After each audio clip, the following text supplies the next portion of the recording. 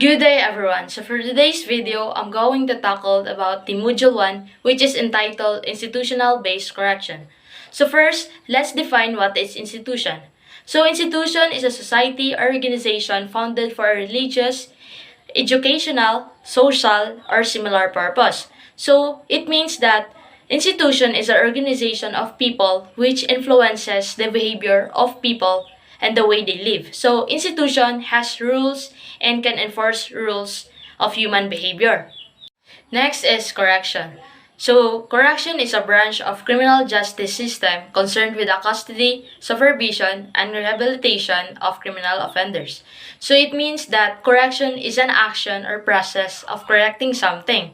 So, in simple words, correction focuses in ensuring that an offenders will be punished through prison. So, in short, it is a process within a criminal justice system that punishes, treats, and rehabilitates offender for their crimes. So we fix a mistake, we make correction on it. So it changes the wrong to make it right. In lesson 1, let's discuss the following topics. First is global view on prison administration. Second, prison antiquity to modernity.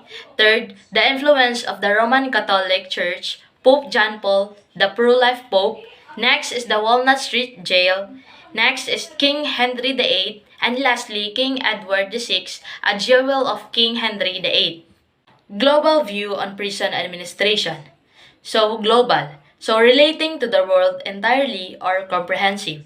So, it means that global refers to the worldwide world or it involves the entire world. So, when we say view, it is an opinion or way of thinking about something. So, it means that it's your own idea or perception about something. Prison. So, a prison is a building in which people are legally held as a punishment for a crime they have committed or while awaiting trial. So it means that a prison is a place where criminals are kept as their punishment of what they committed. So in other words, so it is a confinement of a person convicted of serious crimes or breaking the laws. So there are four major purposes in prison. So first is retribution, second is incapacitation, third is deterrence, and lastly, the rehabilitation. First, let's discuss what is retribution. So retribution means a punishment for crimes against society. So in other words, retribution refers to the act of setting punishment for someone that fits the crime. So in simple words, the punishment that someone receives as revenge for his committing of criminal act. For example is life sentence or death penalty. Next is incapacitation. Incapacitation refers to the act of making an individual incapable of committing crime. Historically, execution or banishment. So it means that removal of criminals from society so that they can no longer harm innocent people. For example, for this is incarceration or imprisonment. Deterrence. The crime prevention effects of the threat of punishment is a theory of choice in which individuals balance the benefits and costs of crime. So it means that deterrence is the prevention of future crime. So prison provide warnings to the people thinking about committing crimes, and going to prison will discourage people from breaking the law. So in short, it is the prevention of crime by having something such as a threat. And lastly, rehabilitation. Rehabilitation is the action of restoring someone to health or normal life through training, therapy after imprisonment, addiction, or illness. In other words, rehabilitation is where the criminals will be given a treatment and training to the rehab center so that when he or she will be out in jail, he will have a new life to start or it helps change his or her life. Next is prison administration. It involves enforcement of rules and regulation in the management of prison system and also involves security and discipline. So it means that there are a set of rules and regulation in a prison which must be followed, and it also involves security and discipline. Philippines. In 2018, 6th highest prison population out of 21 Asian countries. As of 2019, out of 108.31 million people, 215,000 of those people were incarcerated. There are 933 prisons running. To sum it up, it means that in 2018, Philippines is one of the abundant population in prison out of 21 Asian countries. So as of 2019, Philippines has an incarceration rate of about 200 per 100,000 citizens. 108.31 million people, 215,000 of that people were in prison. So, Philippines has 933 prisons running in our country, but it was mismanaged and overcrowded. Incarcerated, to put in a prison or jail. So when we say incarcerated, it means being imprisoned in jail. Next is incarceration system. It's authorized to confine persons convicted of crimes. This confinement, whether before or after a criminal conviction, is called incarceration. So, in other words, it is the one who have the authority to imprison people who committed crimes. There are 5 facts about the Philippines incarceration system. First is severe overcrowding. Second is pretrial detainees. Third is high death tolls. Fourth is vigilant justice. And lastly, the corruption. First is severe overcrowding. So it is a social phenomenon occurring when the demand for space exceeds the capacity. So meaning, it means that due to the large population in a specific place or space surpass and exceeds the capacity, which may result to death. Severe overcrowding. President Rodrigo Duterte won the presidential election in 2016. So, in 2016, Rodrigo Duterte won the presidential election, which he promised to put an end crime in just 6 months. So, it includes the killings of thousands of criminals. Duterte's election led to the infamous war on drugs. Manila City Jail, instead of 170 inmates, 500 people are there. Quezon City Jail, 130 inmates instead of 30 people. So due to that promise, Duterte's election led to the bad quality in war on drugs. So Manila City Jail is the largest jail in the Philippines, which is split into dorms and safely house 170 inmates. But when war on drugs came, the dorms added inmate around 500 people. So in Quezon City Jail, instead of 30 people, there are 130 inmates. Pre-trial, a proceeding held by a judge, arbitrator, etc. before a trial to simplify the issues of law and fact and stipulate certain matters between the parties in order to expedite justice and curtail cost at the trial.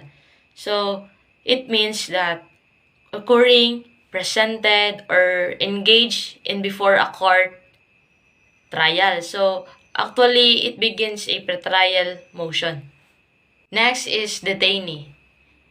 Detainee is a term used to refer to any person captured or otherwise detained by an armed force. So it means that the individuals who are kept in jail or prison even though they have not yet been convicted of a crime. So they are put in the jail. It is called detainee. Second is pretrial detainees. So 75.1% of incarcerations are pretrial according to the World Prison Brief. So when we say World Prison Brief, it is an online database providing access to information on prison system around the world. So according to them, there were 75.1% are imprisoned and pretrial under Philippine incarceration system. In 2018, 141,422 of 188,278 prisoners were pre-trial detainees. So it means that out of 188,278 prisoners, there were 141,422 were pre-trial detainees. So next is pretrial detention. So when we say pretrial detention, it is when someone is detained by the state while they are waiting for a trial to determine whether he or she is innocent or guilty of a crime. So next is prisoners in the Philippines, detained for 9 months. So prisoners in the Philippines are detained for 9 months being sentenced. Death toll. The number of deaths resulting from a particular cause, especially an accident, battle, or natural disaster. So it means that death toll is the number of people who died because of an event such as a war or an accident. Third is hidden tolls. About 5,200 inmates die annually at the New Bilibid Prison or NBPO due to overcrowding. So, dirty living conditions and violence. Next is uncountable outbreaks of pulmonary tuberculosis. And lastly, lacks of nutritional food and basic healthcare. So, according to Ernesto Tomayo, the medical chief, 5,200 inmates died due to overcrowding, dirty living conditions, and violence. So, due to overcrowding and lots of population in a prison, they tend to kill each other and have a dirty living cause of lack of resources like water, etc. So, overcrowding is one factor to cause outbreaks of pulmonary tuberculosis. One reason why inmates die because of lack of nutritional food and basic healthcare, which they cannot eat properly due to large population. Next is vigilant, a member of self-appointed group of citizens who undertake law enforcement in their community without legal authority, typically because the legal agencies are thought to be inadequate. So it means that a vigilant is a person who tries in an official way to prevent crime or to catch and punish someone who has committed a crime. That is what we call vigilant. Fourth is vigilant justice. Jobless citizens were recruited to kill anyone suspected of dealing, buying, or using drugs. Philippines police force and unidentified gunmen have killed 7,000. War on drugs has created the belief that extrajudicial violence and murder are necessary to fight crime. So, when Duterte sit as president in the Philippines, war on drugs increased, which people who don't have work were recruited to kill anyone who involved on drugs like dealing, buying, and using it. So, in 2016, there were unidentified gunmen which killed 7,000 people. So, because of this war on drugs, created the belief that murder murder are necessary to fight crime. Next is corruption. Dishonesty or fraudulent conduct by those in power typically involve bribery. So, meaning, it is a dishonest behavior by those in positions of power such as government officials. So, corruption can include giving or accepting bribes or inappropriate gifts, etc. So, that is corruption. Corruption. In August 2018, a former mayor have been released for good behavior. September 2018, a woman who was told her husband's sentence would be shortened if she paid 50,000 pesos. Next is senators stated that inmates could live like kings for a fee.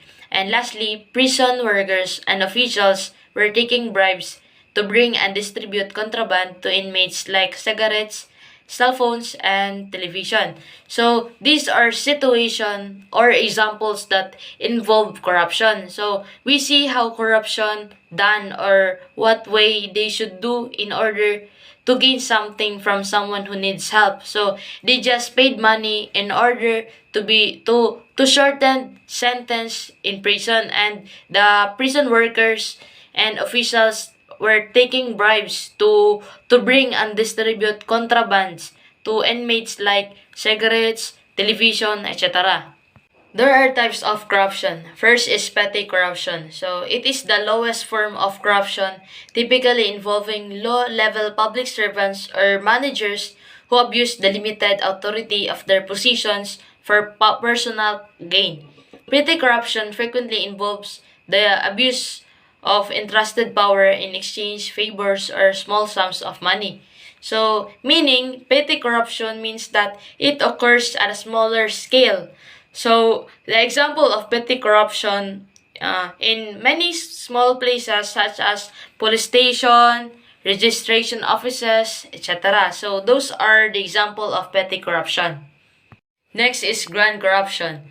So, it involves major political or executive actors whose illegal activities subvert the legal, political, and economic aims of entire countries or corporations. Incidents of grand corruption capture international headlines, but they are less common than acts of petty corruption, which take place on a regular basis.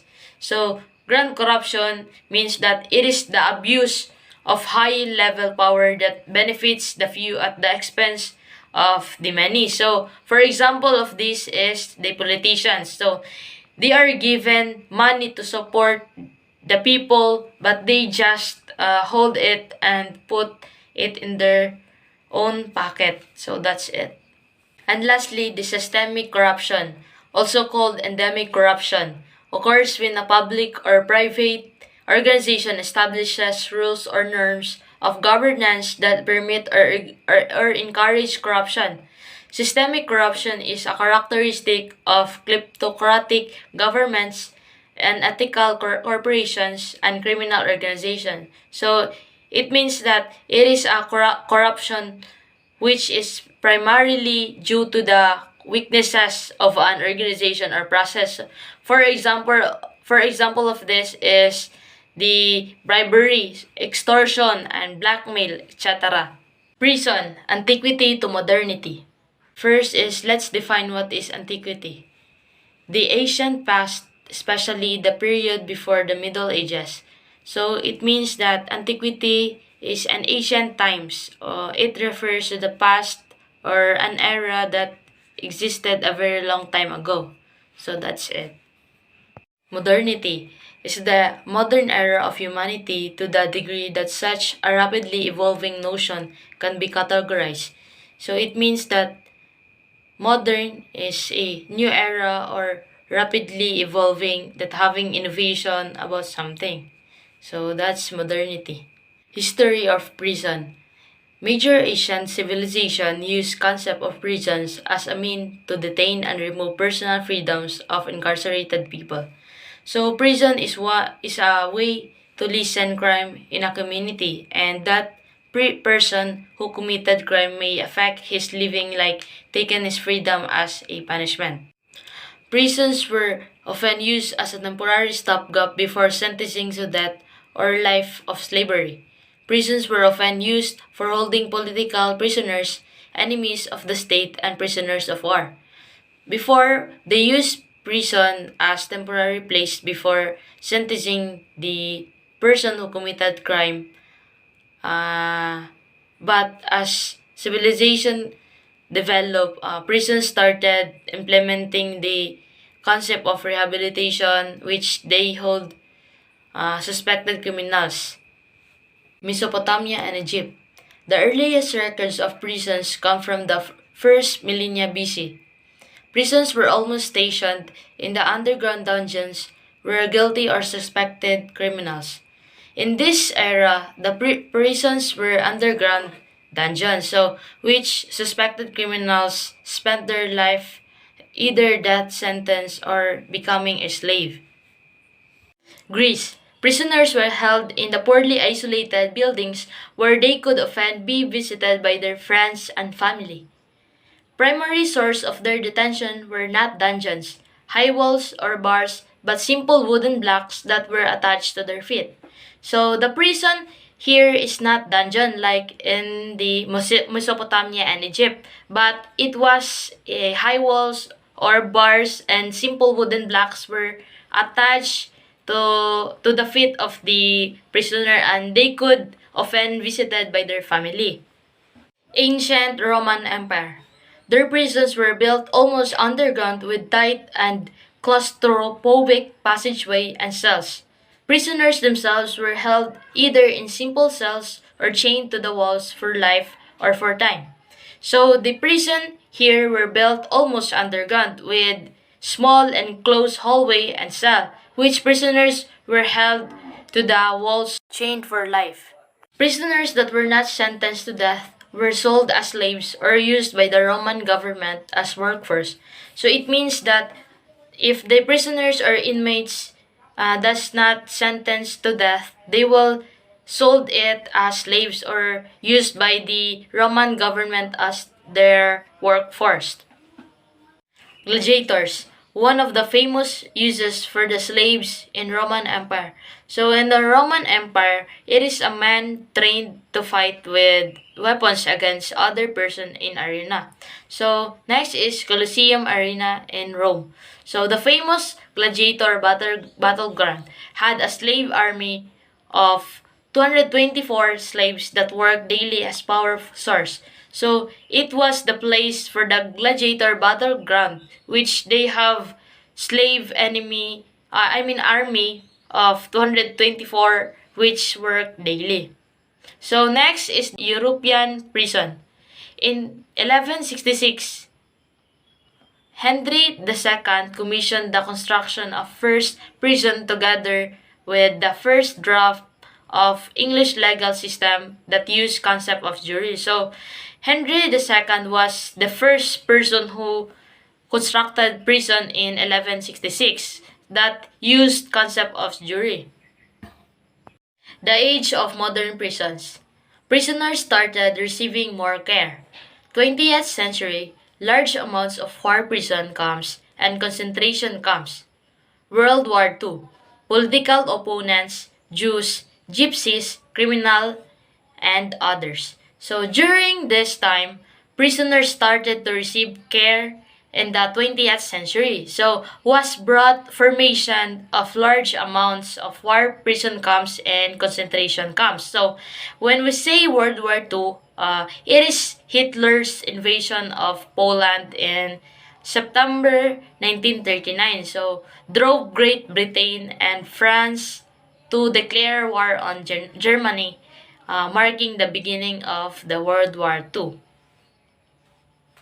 So next is in 1215, King John signed Magna Carta, which stated that no man could imprisoned without trial. In addition, one of the most historic prison legislation was introduced. So during this time, King John signed Magna Carta. So Magna Carta is a document that gave certain political and legal rights to some English people. It is often seen as the start of the legal system and the rule of law in England, and it stated that no man could be imprisoned without trial. The rise of the industry. Between 16th and 18th century, English prisons became overcrowded. New penal measures started being implemented. So in the 16th and 18th century, the English prisons became overcrowded due to lots of prisoners being caught, and new penal measures started being implemented like execution. So next is France. Continued their practice of penal colonies until the middle of 20th century. So during middle of 20th century, France continued their practice of penal colonies. So in this era, they are significantly known for their bad deed or legendary prison, which they called Devil's Island. Next is Russia. Use remote penal colonies in the frozen northeast Siberia. So in the time of 20th century, they use also penal colony or exile colony as what France does in the frozen northeast Siberia. So next is modern prisons. So prisoners started receiving more care. Concept of rehabilitation was introduced and governments around the world started reconsidering their views on solitary confinement.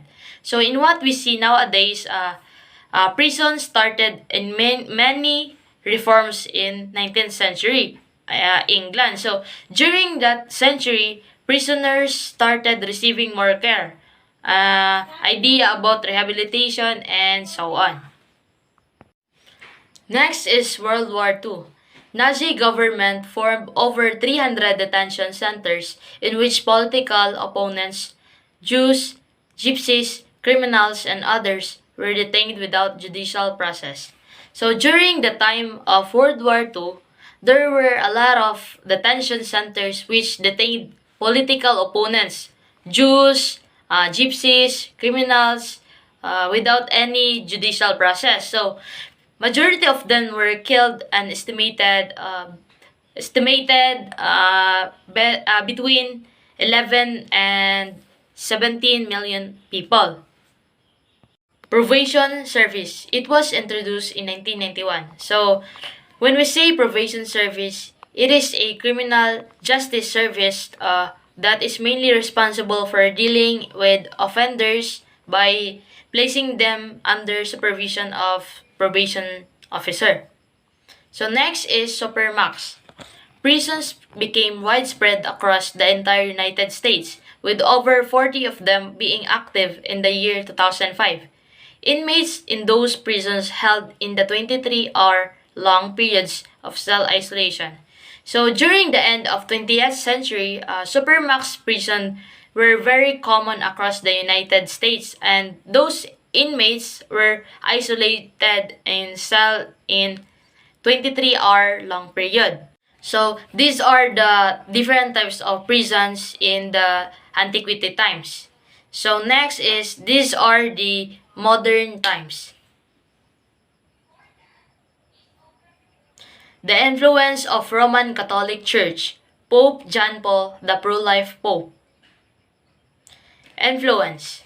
The capacity to have an effect on the character, development, or behavior of someone or something, or the effect itself. So when we say influence, it means that it is the effect that somebody or something has on the way a person thinks or behaves, or on the way that something works or develops. So next is Roman Catholic. Our larger group, and they do believe in papal authority. They are the followers of Saint Peter, who is believed to be one of the 12 apostles of Jesus. So in the other words, they do believe in papal authority, and they have a strong belief in the theory of immaculate conceptions, and believe in Virgin Mary, and also the concept of purgatory after death. Church. It is a building used for Christian worship services and other Christian religious activities. So it is the place where all Christians gathered and worship God. So next is pro-life. So it means that supporting the right to the life of the unborn, against abortion, experiments on embryos, etc. Opposing the legal right to obtain an abortion. So in other words, pro-life are against abortions and believe that every human life has equal worth and should have the opportunity to live. Pope John Paul II. So this is Pope John Paul II. So he was a vocal advocate for human rights and used his influence to effect political change. He was made a cardinal by Pope Paul VI in 1967, and in 1978 became the first non-Italian pope in more than 400 years. So he was the head of the Catholic Church and a vocal advocate for human rights, and he was the first non-Italian pope in more than 400 years, and also he used to influence the effect on political change. And next is early life. So born Carol Joseph Wojtyla on May 18, 1920 in Wadowice, Poland. Pope John Paul II's early life was marked by great loss. After World War II ended, he finished his religious studies at a Krakow seminary and was ordained in 1946. So, his early life was marked a great loss because his mother died when he was 9 years old and his older brother died when he was 12. So, early life was marked by great loss. So that's it. And after the World War II ended, he finished religious studies and ordained in 1946. Next is rise within the church. He returned to his native Poland in 1948 and served in several parishes in and out Krakow. So, well regarded for his contributions to the church, Pope John Paul was made a cardinal in 1967 by Pope Paul VI. So, when he returned to the Poland in 1948 and served many parishes around Krakow, and he was made a cardinal in 1967 by Pope Paul VI. So, becoming Pope. As the leader of the Catholic Church, he traveled the world, visiting more than 100 countries to spread his message of faith and peace. So, as the time he became Pope, he traveled the world and visits a lot of countries in order to spread his message about faith and peace. So, next is legacy. John Paul used his influence to bring about political change and is credited with the fall of communism in his native Poland. John Paul will also be remembered for greatly improving relations between Catholics and Jews. So he used to influence about political change and known for improving the relationship between Catholics and Jews. Jews. Jews or Jewish people are ethno-religious group and nation originating from the Israelites and Hebrews of historical Israel and Judah. So they are the people whose religion is Judaism. So that's it. Religion's value in prison. About its contribution to the individual. Focus is the perceived role of religion. And lastly, focus on the immediate value that religions have for inmates. So next is influence and practices of religion. So first is the Bible stories. Beginning in the days of Constantine, 15th century, releasing prisoners during Easter time, pardon or reduce sentence for offenders. So one of the influence and practice of religion was the Bible stories. So prisoners or inmates were told Bible stories about Joseph and Jeremiah in Old Testament and John the Baptist, etc. And also prisoners were released during Easter time and reduced their sentence for offenders. So that's it. So next is the imprisonment under church. So medieval times, Roman Catholic Church developed penal techniques. So Protestant of Amsterdam built a house of correction. Sisters of Good Shepherd built correctional facilities for women. So during medieval times, Roman Catholic Church developed penal techniques and then used monastic cell which serve as their punishment. It's a serve as punishment place for criminal offenders. So next is Protestant of Amsterdam. So it is a house of correction for women and for men. And lastly, the Sisters of Good Shepherd. So it is the correctional facilities for women. Pope Clement XI built the famous Michel prison. So he is the one who constructed the Michel prison as a house of correction for younger offenders with separation, silence, work, and prayer emphasized. So this is the Michel prison. So next is Vatican prison. a model prison designed for Europe and American. So this prison was designed for European and Americans. So next is Walnut Street Jail. Walnut Street. Walnut Street has been characterized as the city's premier shopping district. So it is been marked as the city's premier shopping. So next is the Walnut Street prison was pioneering effort in prison reform. Originally built as a conventional jail just before the American Revolution, it was expanded in 1790 and held as a model of enlightened thinking about animals. So it was designed to provide a severe environment that left inmates or prisoners much time for reflection, but it was also designed to be cleaner and safer than past prisons. This is the Walnut Street Jail. So let's define what is jail. Jail means a confinement facility of a federal, state, or local law enforcement agency whose primary use is to hold persons pending adjudication of criminal charges. So it is a place of confinement for persons held in lawful custody. So it is the short-term holding facilities for the newly arrested and those awaiting trial. 18th century. Fellow prisoners became the accepted correctional practice. West Jersey and Pennsylvania Quakers were primarily responsible for many of the prison reform. So during this time, prisoners became the accepted correctional practice, and West Jersey and Pennsylvania developed the idea of substituting imprisonment for corporal punishment and the combining the idea of prison with the workhouse. So next is King Henry VIII.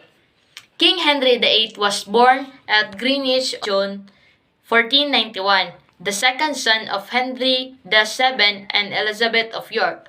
So, so next is he was a powerful man and charismatic figure, perhaps best known for his tumultuous love life and the establishment of the Church of England. He is also credited with establishing the Royal Navy, encouraging shipbuilding and the creation of anchorages and dockyards. So, King Henry VIII, he was best known for having different wives and the establishment of the Church and England. So, next is six wives of Henry VIII. First is Catherine of Aragon. Second is Anne Boleyn. Third is Jane Seymour. Fourth is Anne of Cleves. And the fifth is Catherine Howard. And lastly, Catherine Parr. So next is Catherine of Aragon. 1485 to 1536. Demoted for bearing no son. So, Catherine remained at Henry's side for 23 years and is even thought to be the only woman the king ever truly loved. Henry viewed her as a model wife in every respect bar one, her failure to give him a son. Catherine died at Kimbolton Castle as a princess, not a queen, on January 7, 1536. So she was the first wife of Henry and thought to be the only one he ever truly loved, and he viewed her as a model wife, but she can't give Henry a son. So next is Anne Boleyn, 1501 to 1536, the union that sparked Reformation beheaded. So next is Henry and Anne wed in January of 1533, and Anne gave birth to their first child, Elizabeth, in September the same year. Desperate to end the relationship, Henry accused her of adultery and treason and had the marriage annulled. On May 19, 1536, Anne was beheaded for her alleged crime. So Anne Boleyn, their first child was Elizabeth, and Henry was desperate to end their relationship. So So he accused her of adultery and treason, and then she was beheaded for her alleged crimes on May 19, 1536. Next is Jane Seymour. 1508 to 1537, died after giving birth to male heir. So Jane had served as a lady-in-waiting to both Catherine of Aragon and Anne Boleyn. Days after Anne's execution, Henry married his third wife, Jane Seymour. On October 12, 1537, Jane gave birth to Edward VI and died from complications of the birth several weeks later. So Jane Seymour was the favorite wife of Henry VIII. She was the third wife of Henry. She gave birth to Edward VI and died from complication of birth. So next is Anne of Cleves, 1515 to 1557. Strategic 6-month marriage. Henry requested the women's portraits and found Anne to be more flattering of the two. When Anne arrived in England on January 1, 1540, Henry was shocked that she looked nothing like the painting. Anne, the so-called ugly wife, accepted a divorce and generous settlement 6 months later and lived in peace as the king's sister until death in July 1557. So when Henry requested a woman's portraits and found Anne to be more admiring of the two, but when she saw her in personal, he was shocked and called her ugly wife and they got divorced. So next is Catherine Howard, 1523 to 1542, treasured then executed. So Henry married Catherine Howard, a lady-in-waiting to Anne Cleves in July 1540. Said to be delighted with his rambunctious new bride, Henry showered Catherine with gifts and called her his rose without a thorn. Catherine was executed for adultery and treason at the Tower Green on February 13, 1542. So Henry called her as the rose without thorn, but she was executed for adultery and treason at the Tower Green, same as Anne Boleyn. So next and lastly, Catherine Parr, 1512 to 1548, peacemaker who outlived Henry. Henry married his sixth wife, Catherine Parr, in July 1543. She managed to avoid the fate of her predecessors, bringing stability and peace to the court, while serving as a kind and caring stepmother to Henry's children.